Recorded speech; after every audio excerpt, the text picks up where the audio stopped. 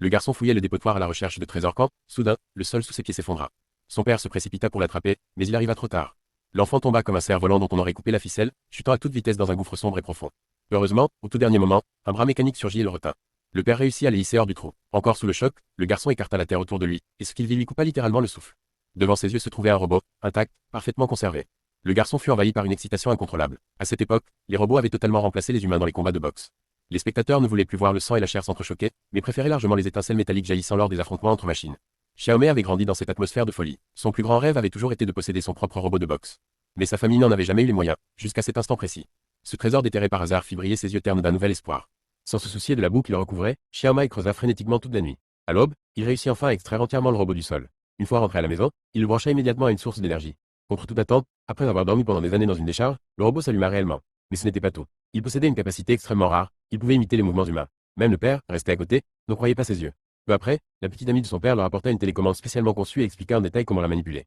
Pour Xiaomei, habitué aux jeux vidéo, ces commandes étaient d'une simplicité enfantine. Il nettoya le robot à l'aide d'un pistolet à eau et remarqua soudain une inscription gravée sur sa poitrine. Atom, c'était manifestement son nom. Fou de joie, Xiaomei emmena Atom voir son père et annonça qu'il voulait participer à un tournoi de boxe robotique. La réponse fut immédiate et catégorique, non. Selon son père, Atom n'était qu'un robot de deuxième génération, conçu uniquement comme machine d'entraînement. L'envoyer combattre en compétition serait tout simplement ridicule. Mais Xiaomei n'était pas convaincu. Il sentait qu'Atom n'était pas ordinaire, qu'il semblait comprendre ce qu'on lui disait, comme s'il cachait un potentiel encore inexploité. Après de longues insistances, le père finit par céder. Il emmena Xiaomei dans la salle de boxe d'un ami, espérant qu'en voyant de vrais robots de combat, l'enfant abandonnerait définitivement cette idée. C'est là que Xiaomei découvrit Zeus, le robot considéré comme le plus puissant du monde.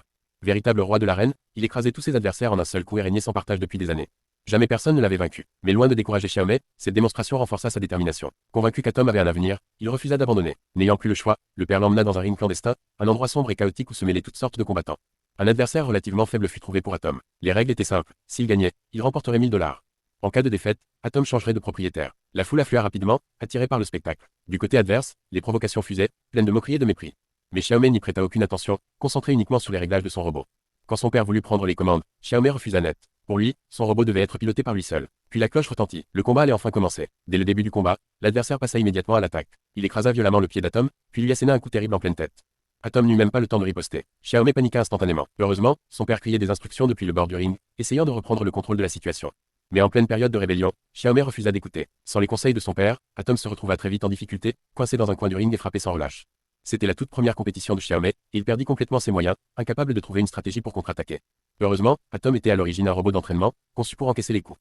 Il subit plusieurs frappes puissantes sans tomber en panne, mais rester sur la défensive ne pouvait pas durer éternellement. Le chronomètre indiquait qu'il ne restait plus que 30 secondes avant la fin du combat. À côté du ring, son père Charlie transpirait à grosses gouttes. Selon les règles, si Atom restait debout jusqu'à la fin du temps réglementaire, la victoire leur revenait. Mais à cet instant critique, Atom fut frappé de plein fouet et s'effondra lourdement au sol.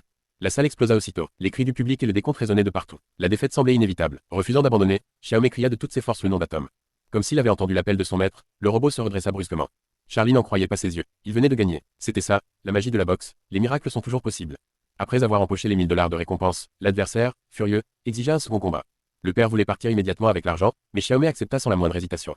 Face à un enfant en pleine crise d'adolescence, Charlie n'avait tout simplement pas le choix. Le second combat débuta rapidement. Fort de l'expérience acquise, Atom esquiva les attaques dès le départ. Avant même que l'adversaire ne comprenne ce qui se passait, Xiaomei lança une contre-attaque décisive. Un coup précis endommagea le système ennemi. Le robot adverse entra alors dans une phase de dysfonctionnement total, se frappant lui-même avant de s'écrouler brutalement sur le ring. Le silence tomba sur la salle. Personne n'aurait imaginé qu'un robot sorti d'une décharge puisse gagner 2 combats d'affilée.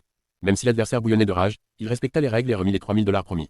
En quittant les lieux, un agent s'approcha d'eux et leur proposa un nouveau combat, 7000 $ à la clé en cas de victoire. Cette nuit-là, Xiaomei ne ferma pas l'œil. Il passa toute la nuit dans le garage à améliorer les pièces d'Atom, survivant uniquement grâce à des boissons énergisantes. Entre deux réglages, il se mit à bouger au rythme de la musique, et à sa grande surprise, Atom reproduisit chacun de ses gestes à la perfection. Un robot capable de danser venait de naître. La musique réveilla Charlie, mais en voyant l'interaction parfaite entre son fils et Atom, un sourire de fierté se dessina sur son visage. Xiaomei lui montra ses avancées. Après une nuit de modification, Atom pouvait désormais être contrôlé par la voix, sans télécommande. Cette amélioration redonna espoir à Charlie. Dès lors, chaque matin avant l'aube, il entraîna Atom, lui transmettant à un tous les secrets de sa carrière de boxeur. Atom apprit vite, enregistrant chaque mouvement dans son système. Ainsi commencèrent les jours de gloire de Xiaomei, Charlie et Atom. Et ce n'était que le début. Sur le ring, Atom enchaîna les victoires sans jamais connaître la défaite. Combat après combat, les récompenses s'accumulaient. Avant chaque entrée en scène, il exécutait toujours une courte danse rythmée pour chauffer le public, apportant une touche de légèreté à des affrontements pourtant tendus.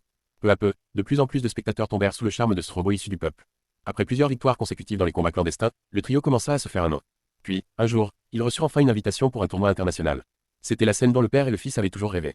Mais personne n'aurait pu imaginer que, pour leur toute première apparition internationale, ils tomberaient face aux jumeaux, des robots surnommés les machines maléfiques. Avant le combat, Xiaomei vérifia minutieusement chaque pièce d'atome, redoutant la moindre panne en plein match. De son côté, Charlie, qui montait pour la première fois sur une scène internationale, était tellement nerveux qu'il ne savait plus où donner de la tête.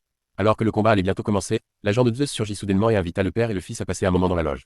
Une fois à l'intérieur, le patron du club posa immédiatement une offre incroyable, 200 000 $ pour racheter Atom. Charlie fut immédiatement tenté, mais Xiaomei refusa catégoriquement. Après ces mots, il tourna les talons et quitta la pièce, se disputant violemment avec son père. N'ayant plus le choix, Charlie dut ravaler ses doutes et retourner sur le ring pour le combat. Sous les acclamations du public, les jumeaux firent une entrée fracassante. Ce robot unique était contrôlé par 2 pilotes simultanément, ce qui le rendait bien plus rapide et précis que n'importe quel autre.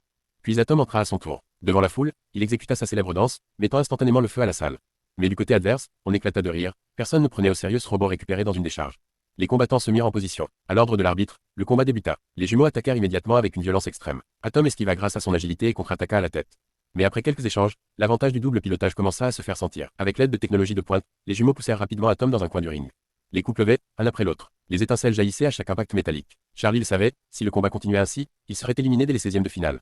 C'est alors qu'il remarqua une faiblesse fatale. Avant chaque coup, les jumeaux avaient un court temps de préparation. Pire encore, une fois un adversaire trop proche, leur système de verrouillage devenait inutilisable. Charlie cria l'ordre au bon moment. Atom profita de l'ouverture, contourna l'adversaire et engagea un combat rapproché. Privés de leur distance de sécurité, les jumeaux perdirent toute capacité de riposte. Sous les frappes répétées, leur disque dur commença à dysfonctionner. Complètement désorientés, ils finirent par s'effondrer, vaincus par un dernier coup décisif. La foule explosa. Personne n'aurait cru qu'un robot sorti d'une décharge puisse battre des champions professionnels. Alors que le présentateur s'apprêtait à annoncer le résultat officiel, Xiaomei bondit soudain sur le ring, arracha le micro et lança un défi public à l'équipe de Zeus. Pris de court, le clan du robot légendaire resta sans voix. Xiaomei voulait forcer le destin, sauter les étapes et affronter directement Zeus. Et cette provocation allait tout changer. Les journalistes se sont massés devant le club de Zeus. Sous la forte pression de l'opinion publique, l'équipe de Zeus a été contrainte d'accepter le combat. Le jour du match, dès son entrée, Zeus a dégagé une présence très impressionnante, presque oppressante. Il a sauté d'un seul coup au centre du ring, laissant le public complètement stupéfait.